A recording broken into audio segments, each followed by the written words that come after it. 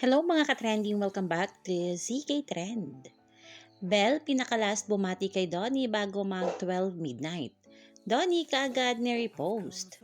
Maraming mga personalities at kapwa-artista ang bumati kay Donnie Pangilinan sa kanyang kaarawan kahapon, February 10. At syempre marami ang nagabang sa greetings ni Belle kay Donnie. Maliban sa pagbati ni Belle kay Donnie sa national TV on its showtime, marami ang nag-aabang sa pag-greetings ni Belle through IG, na palagi nga nito ginagawa sa tuwing birthday ni Donnie.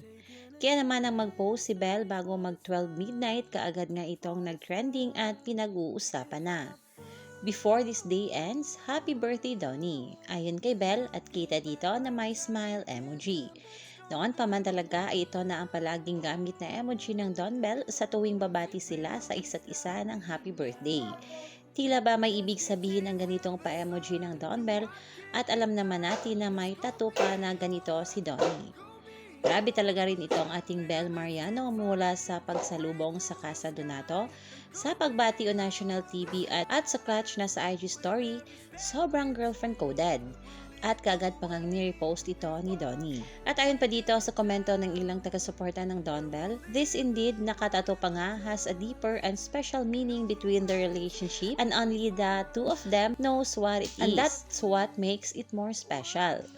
Before this day ends, tapos end dahil sa post na ito. This pic taken in random street in London, nagdugudog na naman ang Don Belle heart ko. Hanggat nandyan niyang smiley face na yan, pangit pa rin ang mga mema at mga trolls.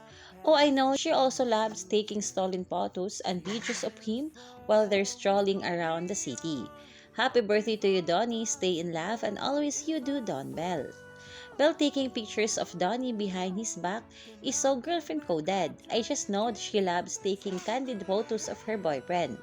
Ewan sa inyo, nakakakilig kayo, Don Belle. Magjowa talaga, kakaiba talaga ang batian, backshot with smiley, low-key talaga. There's something about the way Belle greets Donnie on his birthday. It's never loud, never trying to say too much, just these almost incidental moments, photos taken from behind, the most generic line you could think of. But if you really know her, you know she isn't someone who gives pieces of herself lightly. She's the type who feels deeply, who shows up quietly for the people who matter to her, and one of those people is Renato. They live in public, but what she chooses to share feels intimate, deliberate, like a small window into something meant to stay theirs. Maybe that's why it feels deeper now, not because it's louder, but because it's more protected.